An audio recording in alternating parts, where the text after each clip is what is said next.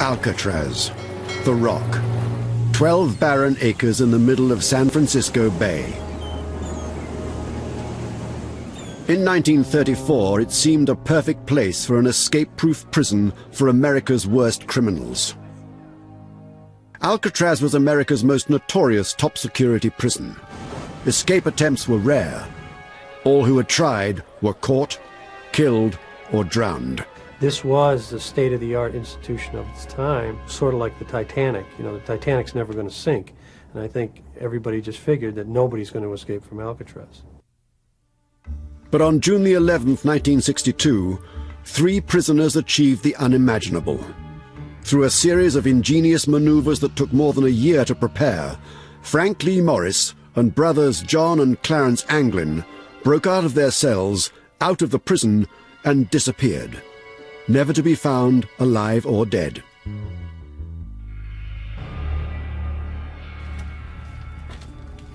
It's still a mystery whether they survived or drowned. Some say they are living. Sightings have been reported in southern Georgia, in Florida, and South America. The case is still open some 40 years later. Their story began on August the 11th, 1934, when the old military prison located on Alcatraz Island was reopened as a federal penitentiary. Alcatraz is ready. Machine Gun Kelly, just sentenced to life imprisonment, will be among the first tenants. They were going to put the bad, the worst there. So it was supposed to be an escape-proof facility. The men that were kept at the Alcatraz facility of the Bureau of Prisons were those who had made numerous escapes or escape attempts from other facilities. Before long, its walls contained some of America's most notorious criminals, including Al Capone, Machine Gun Kelly, Nicky Cohen, and Robert Stroud, the infamous Birdman of Alcatraz. You have to think of Alcatraz as the top of the pyramid. Alcatraz was designed to hold the biggest behavioral problems. They had killed somebody, knifed somebody, or they'd had a history of escapes. So it was really the prison for the men who had the worst behavior in other prisons. The maximum capacity of the prison was 600, but Alcatraz rarely exceeded 250 prisoners. It boasted the highest ratio of guards to prisoners. Authorities claimed it was impossible to escape from Alcatraz. Attempting to escape from Alcatraz, that's more or less a guy that's kind of given up on life, because this wasn't the easiest place in the world to break out of. They had one guard here to every 3 prisoners. They had 9 official standing accounts, but they counted us every 15 minutes, 24 hours a day. The newly fitted-out facility had state-of-the-art steel bars, thick concrete walls, and guards rumored to be marksmen with shoot-to-kill orders. The island was covered with fences, topped with barbed wire. Every day, there were many scheduled and unscheduled body counts and cell inspections. Then there was the bay itself. Alcatraz was an island prison. It's more than a mile to San Francisco. The water was said to be unbearably cold, the tides and currents treacherous, and there were reports of man-eating sharks. Some of this was true, and some was exaggeration designed to scare the prisoners. Alcatraz Island has been surrounded with myths from its very inception. Some of those myths were that the water was way too cold for a man to survive the swim from Alcatraz the 1.5 miles to the mainland. This is not true. Since 1900, it had been swum regularly with no problem. There was also the myth put forth that the guards on Alcatraz were expert sharpshooters. Many of them were not sharpshooters at all. The Bureau of Prisons announced publicly that San Francisco Bay was filled with great white sharks, which of course eat human beings. There are no great white sharks in San Francisco Bay, and there never have been. Despite this propaganda, escape attempts were made. 1,576 prisoners went through Alcatraz during its tenure as a federal prison. Of that large number of men, there were only 14 escape attempts of which we are aware, and 36 men who tried to escape. None of those men succeeded. Some died violently, some were shot to death, most were recaptured. Some attempts were mad dashes to freedom, some involved terrible violence, some were hopelessly inept, but they all failed. Until Frank Morris and brothers John and Clarence Anglin came along. Both Morris and the Anglin brothers had been in and out of jail since they were teenagers. Robert Anglin is John and Clarence's brother. They started off as pretty young kids, I would say 8 or 10 years old. And they would pick up things in stores. I guess it would be petty larceny. John and Clarence Anglin were always in trouble, always stealing together, always planning and organizing their burglaries. They had to go to the reformatory school for that for maybe a couple of years. And they had broke out of one right after another. They couldn't keep them in them. Yeah. They committed a bank robbery with a toy pistol and were caught. You don't go around robbing banks with toy pistols, you get killed. When they were caught, they threw the book at them. They wound up with 30+ years for sentences. John William Anglin was doing his time at the federal penitentiary at Leavenworth, Kansas. When he tried to escape, he was transferred to Alcatraz in the autumn of 1960. He was 30 years old.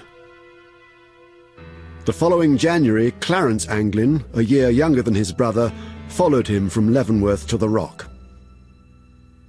Frank Morris came from a very tragic background.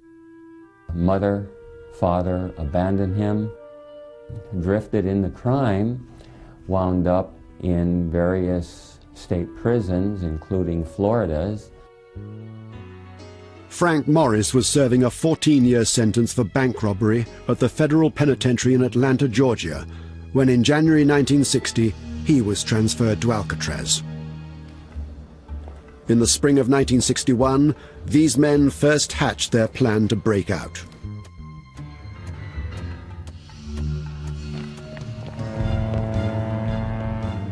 But it was more than a year before they made their escape. The plan to break out of Alcatraz was actually made by 4 men: Frank Morris, John and Clarence Anglin, and another prisoner named Alan Clayton West. West had been in Alcatraz since June 1958 and had spent a lot of time in solitary confinement. Alan Clayton West is an enigma in the entire escape. He is the man who claims he planned this event. West was the key to the escape. Prisoners at Alcatraz were entitled to food, clothing, shelter, and medical attention. A prison job was a privilege to be earned. West had a job. Alan West was a maintenance orderly, and this was a perfect position because he started out painting the cell house, which put him up on scaffolding, which put him in different cells and around the cell block, and he was able to see that there was a vent that he thought that might be vulnerable and that he could maybe get out of that ceiling vent. While cleaning the top of this cell block in the spring of 1961, West discovered this narrow ventilator shaft to the roof. Although it was covered with bars, finding it marked the beginning of the plan. The 4 conspirators had cells near each other, West next to Morris and the Anglin brothers next to each other a few cells away. The location of their cells on the main floor of the cell house in B block is critical to the way this escape would go down. The proximity of the cells one to another made it quite possible for them to have direct communication between themselves at any time of the day or the night. First, West told Morris about the shaft. Morris then invited the Anglins in on the plan. It became a tale of remarkable ingenuity, patience, and luck, with necessity as the mother of their many inventions.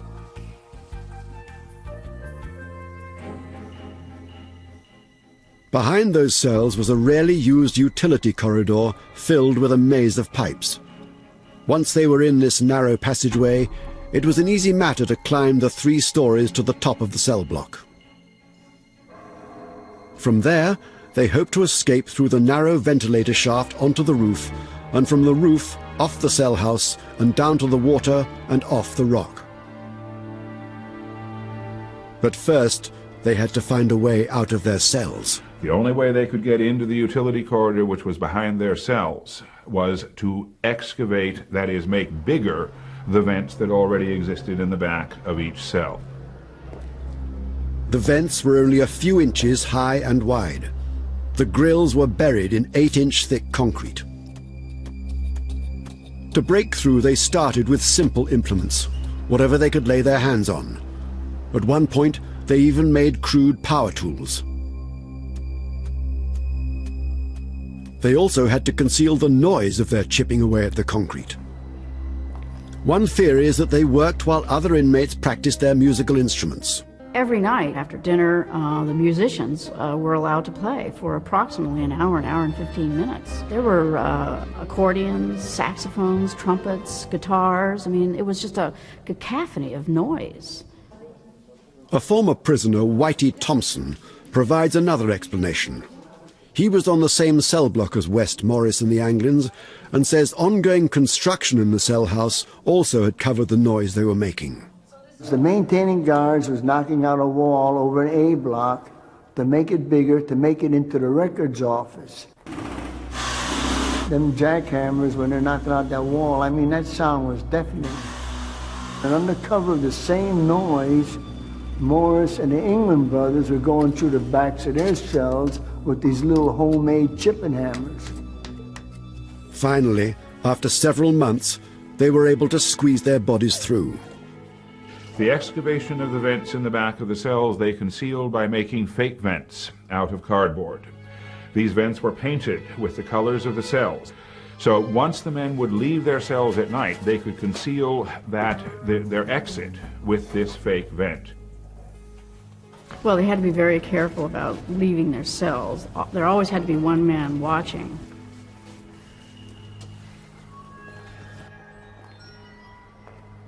They simply had two men, Morris and West, and the Anglin brothers, and one of them would watch while the other one would dig. Their secret plan was widely known among the other prisoners, dozens of whom helped. I was astounded to read in the FBI reports that maybe as many as 80 inmates out of the 160 or 180 that were still on Alcatraz knew about it. Myself, when I was a prisoner here, anyone that attempted to escape or wanted to escape, I'd help them all I can. That's the way a good inmate does. He helps another inmate any way he can. You know? Whether you want to go or not, if you can help him, you'll help him. But even if the 4 prisoners could break out of the cell house, they had a much bigger problem: how to get off the island. Swimming had ended earlier escape attempts. They would need some type of boat.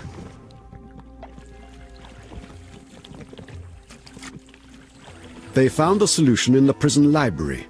In this issue, a popular mechanics magazine still kept in the Alcatraz archives, the men found an article explaining how to construct life jackets and an inflatable raft.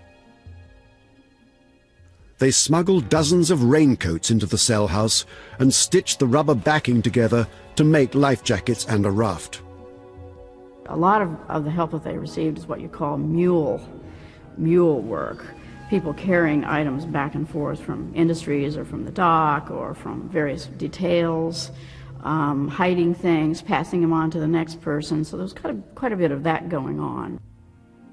They needed a place to hide these tools and a place to build their raft. Their only choice was on the top of the cell block, in plain sight of one of the guard stations. This challenge led to their most ingenious deception. One of the most controversial aspects of this escape, and this was hidden from the general public until the early 1990s, was the fact that a part of the cell house was blocked off from view by between 40 up to as many as 80 blankets. Alan Clayton West is the one who pulled this stunt, the biggest trick of this entire escape. West convinced the guards that to prevent dust and paint from splattering on the floors below, while he cleaned and painted the top of the cell block, he had to hang blankets. Damn it, West! Of course, the real reason to hang blankets was to conceal their work on the escape.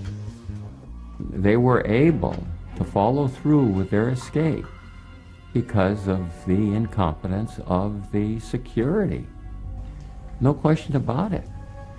Can you imagine being able to put up blankets on top of a cell house so that no one could see what was going on behind those blankets? Unbelievable. The guards allowed the blankets to hang for more than 2 months. To fool the guards while they worked on top of the cell block, they constructed dummy heads to pass the nightly head counts. These are the actual heads they made, carefully preserved in the prison archives and rarely seen. People wonder, where did they get this material to make a mask? Everything was already in that cell. You take soap, mix it into a paste. You take toilet paper and mix it into mache. Mix the concrete dust from the concrete, the dust you accumulate from under your bed, the soap and the toilet paper, combine it all together and you can make a terrific mask. Whitey Thompson provided an essential ingredient. I'm the artist that showed Frank Morris how to mix the color of flesh tone for them dummy heads. To make the heads as realistic as possible, they covered them with human hair. Clarence Anglin was working in the barber shop at this time, and he would leave at the end of the workday, returning to his cell, carrying real human hair in his pockets. After many months of preparation, the last part of the plan, making the raft, was nearing completion. The 4 prisoners were counting the days to their breakout from Alcatraz, the inescapable prison. In early June 1962, gradually, piece by piece, the last tools and parts of the raft were smuggled into the cell block. The time to make their move was near. If you're looking at great escapes, the Alcatraz escape was one of the best. I mean, very ingenious. They used every little tool that they could find. It really was quite a study just to see how they were able to get out of the rock, and just escaping from Alcatraz itself was quite a feat. Completing the raft that would protect them from the icy waters of San Francisco Bay was one of the last hurdles remaining between the prisoners and freedom. The raft measured 14 feet by 6 feet, and it was a very big raft, in other words. It was made out of between 40 and 80 raincoats that were waterproof, and it was successfully sewn down in the shops. And then it was taken to the top of B Block, where it was patiently, very painstakingly assembled over a series of weeks. Luckily, the prison kept no inventory of their raincoats and didn't notice their disappearance. On Monday, June the 11th, 1962, Arthur Dollison, the associate warden, was on duty. His daughter, now an Alcatraz historian, remembers the day. I was a 15-year-old kid. We had moved back to the island because my father became the associate warden. And beginning about the 1st of June, Warden Blackwell went on a vacation. And my father became the acting warden, and he was still acting warden when Morris and the Anglins left. And the night of the escape, we were all watching television down in our apartment on the island. After lights out at 9:30 p.m., the 4 prisoners began their escape. They're in their cells. They've got to get everything organized. They've got to get through those openings. They've got to get up to the top of the cell house. Then they've got to literally punch that ventilator out. Each man set his dummy head in place and propped up his blankets to resemble a sleeping body. One last time they squeezed out of the back of their cells. One last time they set their fake grills in the holes behind them. I knew they were going that night. Well, the word was out they should be going that night, and we were listening for it. I can hear them working their way out into the tunnel that's in between the cell blocks. They met in the utility corridor and began their climb to the top of the cell block. But only 3 men were in the narrow passageway, Alan West was struggling to break out of the back of his cell. He couldn't get through his opening. There was a steel bar that he hadn't anticipated. West had never fully excavated the vent hole. I could hear him going up, climbing on the plumbing towards the ceiling of the cell block. And while they were going up, one of them dropped the bar. I heard it fall, cling, clang, bang, hitting all them pipes as if it fell all the ways down. And when you've been in prison a long time, you get to know every single sound in prison. We heard that bar fall. It just jumped right out. And the moment it fell and I could hear it, I looked over to the gun rail at the guard over there, and he didn't bat an eye. I know he heard that sound, but he didn't bat an eye. Whitey is not the only one to question that the guards knew about the escape and did nothing to stop it. When we went out there to visit Alcatraz, they showed us the route they took, you know, in between the walls where all the plumbing was. And I don't know how they could do all of that without, you know, somebody hearing it, the noise. They met on top of the cell block, where the hanging blankets still hid them while they completed the raft. The Anglin brothers were finishing up the raft because the top of the cell block was the only place where you could actually make a raft because it was big and it needed a big space to build. So they were all working up there until the last minute. Meanwhile, West worked furiously to free himself, but time was running out. Frank Morris and the Anglin brothers couldn't afford to wait. They had to leave West behind. They had always known, and they had always said among themselves, if you're not ready to go, we're going. So, you know, it's every man for himself in a way. Slowly, quietly, they worked on the old rusted bars, finally removing them from the vent. Then they squeezed through the hole. Once they got up on the roof, I could hear the muffled sound of them going across that roof, like a muffled sound, almost like a little vibration, but you could feel it and as well as hear them going across that roof. And as they went across the roof, every night on Alcatraz, hundreds of seagulls settled down on that roof. And when they went across that roof, these seagulls took off. They're squawking and they're raising hell up there. I don't know how these guys couldn't help but hear it. The three men sped across the 300-foot roof and climbed down the 5-story building. Once on the ground, they cut their way through 2 8-foot fences topped with barbed wire and made their way past the water tower and down a grassy hill, all unseen by the guards in their towers.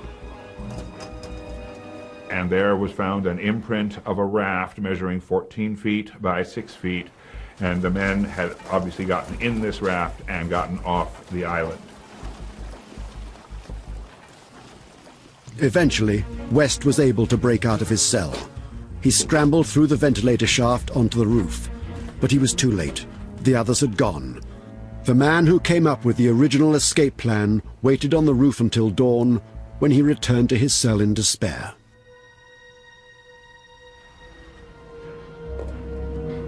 Around 7 o'clock in the morning, the wake-up bell rang, and everybody, all the inmates got up. They had about 10 minutes to wash up and go to the bathroom and have a cigarette, and then there's a whistle. The lieutenant blows a whistle, and all the inmates stand at the bars, and that's called the first stand-up count of the day.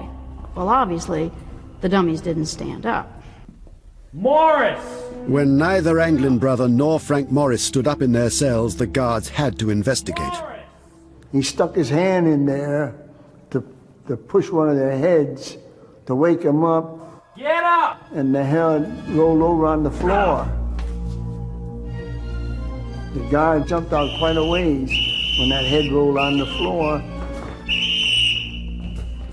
Arthur Dollison, acting warden, got the call.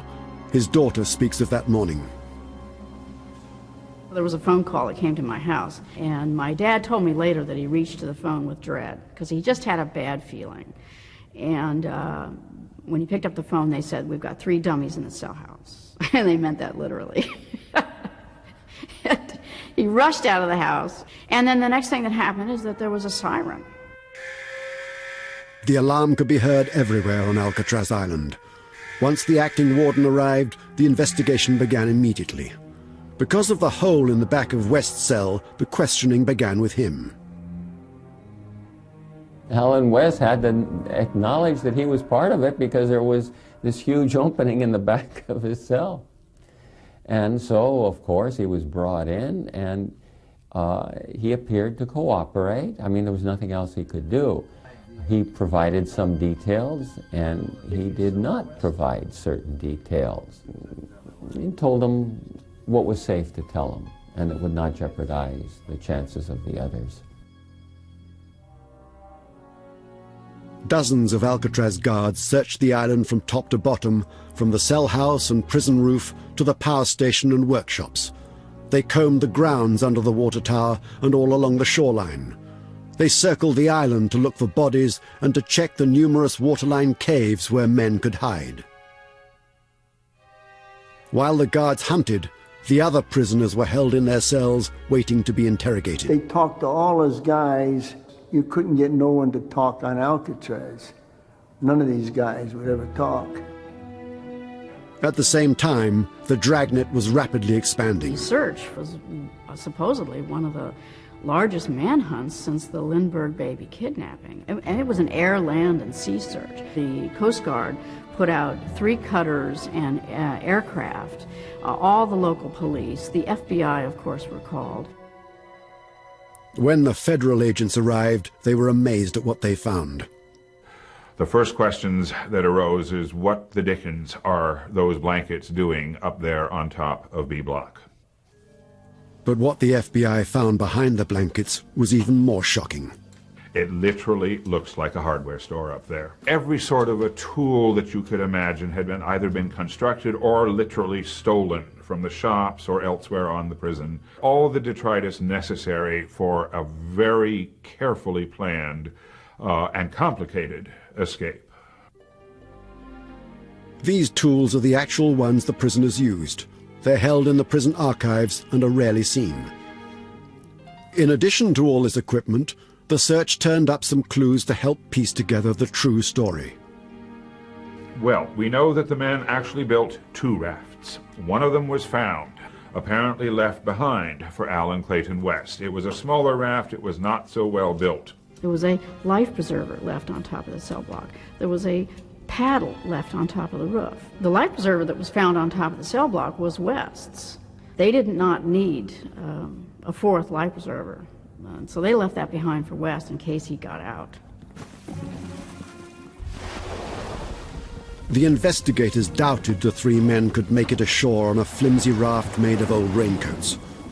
However, as no bodies were found, the FBI operated on the assumption that the prisoners did in fact make it to land.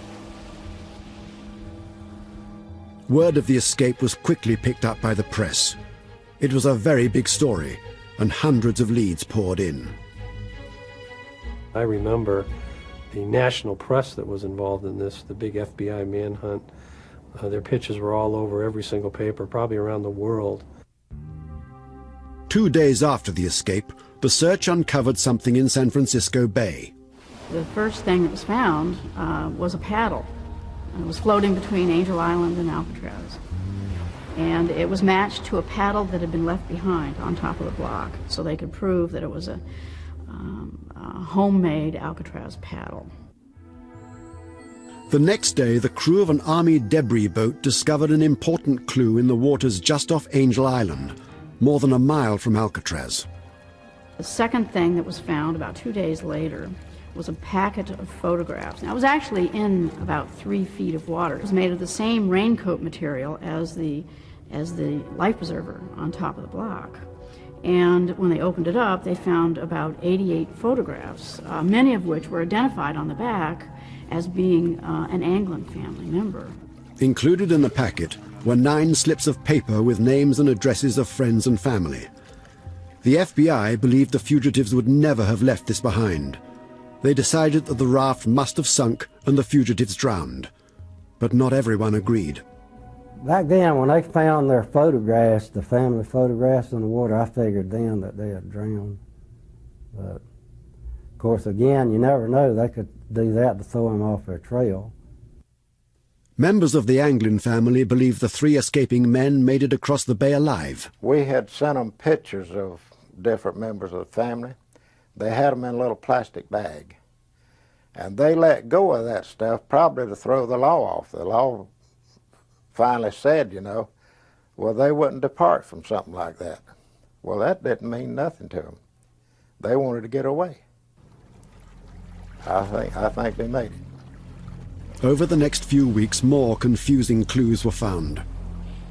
1, then 2, then 3 of the life jackets the men were wearing on the night of their escape floated and appeared in San Francisco Bay. One of them just off the shore of Alcatraz Island, one of them out beyond the Golden Gate Bridge, and another one closer to Angel Island. But their big raft was never found, nor were their bodies. The FBI then turned their attention to the fugitives' families, especially the large southern family of John and Clarence Anglin. It has been my experience and the experience of everybody that works this kind of work that these people that escape always maintain some type of contact with their family. The Bureau began surveillance of the Anglin family members, most of whom lived in Ruskin, Florida, a fishing community on Tampa Bay near the Gulf of Mexico. They were pretty often coming out to our house to talk to different members of the family. Had we seen them? Had we heard from them? And hundreds of more questions. The mail had been watched, you know, also for a number of years probably by the FBI, thinking that they might make some kind of contact with us, you know. For 15 years, the FBI searched for Frank Morris and John and Clarence Anglin, chasing leads in America and abroad. They continued to watch family members. Nothing of significance ever turned up. 15 years after the Anglin brothers and Frank Morris escaped from Alcatraz, the FBI still had not found them or their bodies. In 1977, the U.S. Marshals took over the search. One of our significant core missions in the Marshal Service is our Fugitive Apprehension Program. And that basically is we look for individuals that are wanted by the federal court. Those that have escaped, that's our bread and butter. That's what we've been doing for years now. But could men like these really avoid capture for 40 years and disappear without a trace? Frank Morris and the Anglin brothers had such a criminal history going back to their childhood, and many, many escapes and escape attempts. They got in and out of trouble of all kinds of reasons during their entire lives. So the question has always arisen in my mind, could these 3 individuals get away and stay out of trouble for all these many years since then? Once you escape from Alcatraz, you go underground, and that's it for the rest of your life. You simply become part of the woodwork. You're ordinary. Sightings of the fugitives and leads to their whereabouts trickle in to this day. A lot of phone calls, a lot of leads. Some were good and some were the typical one where I just saw somebody who looks like him in a 7-Eleven, or I saw somebody passing me by in a vehicle. But there were a couple, 2 or 3 real good ones that we ended up following up. This mystery has hung around for 38 years. And people being as they are, they cheer for the underdog, and I'm sure a lot of people think, are wishing and hoping that they did make it out. And we're just wishing and hoping that we will find the answer to that question. Many believe the raft deflated and the convicts had to swim for their lives. They were old, Navy issue raincoats. I have to think that the raft started to break up almost immediately, and they started to sink, and they were forced to put on their life jackets, and they were fighting cold, cold water with all of their clothes on. The government's position is that the escaping prisoners probably drowned in the bay, but others argue they have no hard evidence of this. The Bureau of Prisons, to this day, will tell you that they drowned. But there's no proof that they drowned. Police officers will admit that anytime there's a drowning, those corpses usually wind up on the shores. For 3 to not wash up anywhere tells me they definitely made it. My belief is that somebody was waiting out in the water in a boat, and I believe that they made their escape that way. The raft was never found, and I would go back to the fact that the raft having never been found, along with no bodies been found, that raft was taken on the boat that met them and picked them up. This theory maintains that a boat was arranged by another prisoner at Alcatraz, a former mob boss from Harlem, Ellsworth Bumpy Johnson. Bumpy Johnson was the type of guy that would have helped any way he could. He was that type of person. He was anti-police, anti-establishment. Bumpy Johnson had connections. If Bumpy did that, then I would say, yeah, they got away. It was illegal for a non-authorized boat to get within several hundred yards of Alcatraz. However, official police records confirm that there was a boat between Alcatraz and Angel Island on the night of the escape. There is some official evidence to suggest that a boat was out there. Robert Chechi was a San Francisco policeman on duty that night, and he would report later to his supervisor that he did see at 1 o'clock in the morning a boat standing silent off the shore of Alcatraz. After a period of time, its motors were re-engaged, the lights came back on, and the boat went right out sailing through the Golden Gate and disappeared. The authorities believe that if the fugitives survived, it's likely they fled the country, first to Mexico and then possibly to South America. These men had studied Spanish while they were in prison during the course of the 9 months they planned this escape. The men did plan from the very beginning to escape down to South America, where they figured they would be fairly secure from discovery. A search of Allen West's cell turned up a map of Mexico torn out of a road atlas. The question has been asked many times about just where did these 3 individuals go after they escaped. Brazil would be one of those countries that you could go to and there's no extradition. A lot of criminals who have gone to Brazil to escape American authorities in the past. The marshals had good reason to suspect that this is exactly what Morris and the Anglins did. Another individual out in Texas came up with information that her grandfather had pointed out to her one of the individuals who had escaped successfully from Alcatraz and was looking for paperwork to get out into a foreign country. One of the most promising leads involved a former friend of the Anglin brothers who reported seeing them in Brazil in 1975. Art Roderick was directly involved in the investigation and interviewed the informant himself. This one seemed to be pretty good based on the fact that he had known them previously and wasn't just identifying them off, the pictures that we had. So those are always the best leads, friends or family members.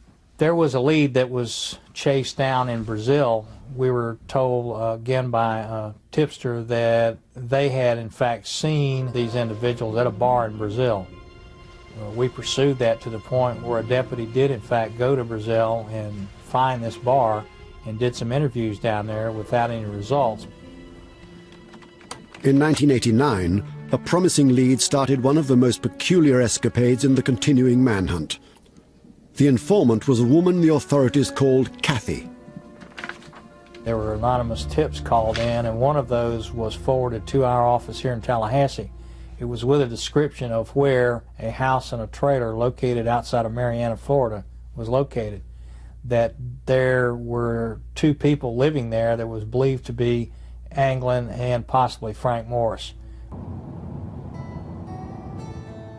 Marianna is in northern Florida, near the Georgia and Alabama state lines.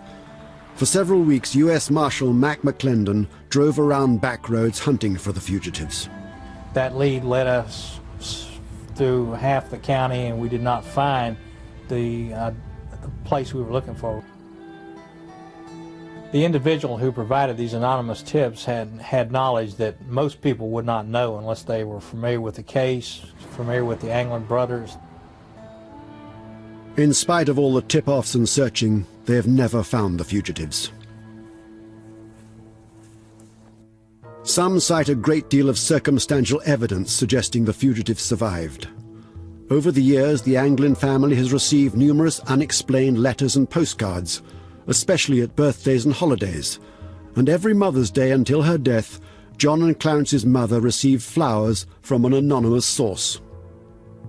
There have been other incidences, mysterious telephone calls that have persisted from 1962 all the way to this very day. And then there's the story of the funerals of the Anglin parents. These may just be rumors, but they're widely told and believed. In 1973, their mother died. We know that at the funeral for Rachel Anglin, the mother of the two Anglin brothers, we know the FBI was there attending this service, and we know that two tall women, unusual looking and very tall, showed up. They were in long dresses, heavy makeup, said not a word to anyone, and disappeared long before any of the FBI agents who were there at this same service could question them. If Frank Morris and the Anglin brothers were still alive today, what would they look like? The History Channel asked the National Center for Missing and Exploited Children to use its unique computerized age enhancement process to see how the famous fugitives might look today. Art Roderick, the U.S. Marshal's Chief of Investigative Operations, has hunted these men for many years and helped the engineer. The computer technician copies aged facial features and pastes them into the new profile to suggest how the men would appear now. So what you have is like a file in there with a bunch of noses, and you pick the one that's closest to the original mugshot of Frank Morris. Right. And then pull it up and then, okay. Morris was 35 years old at the time of the escape and would now be in his early 70s. It's startling to watch John Anglin age from his early 30s to his late 60s. Clarence Anglin's image goes through a similar transformation. This is what he might look like if he was still alive today. Hopefully this will assist you guys in your efforts to try to locate these three escapees. Looks fantastic. It'll definitely generate some phone calls. After some 4 decades, there's still no consensus regarding the fate of these famous fugitives.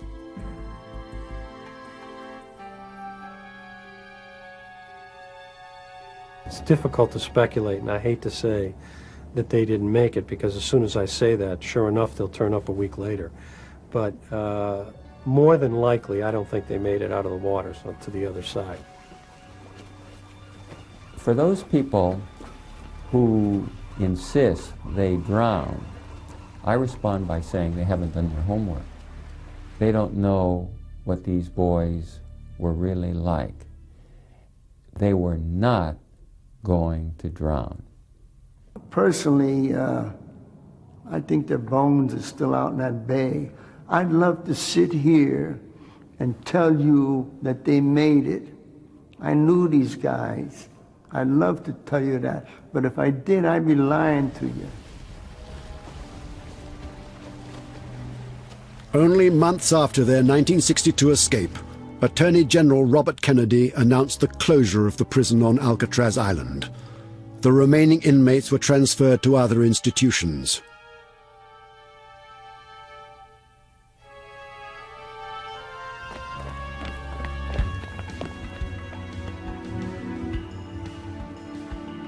Now Alcatraz, the escape-proof prison, stands empty in San Francisco Bay and has become a tourist attraction.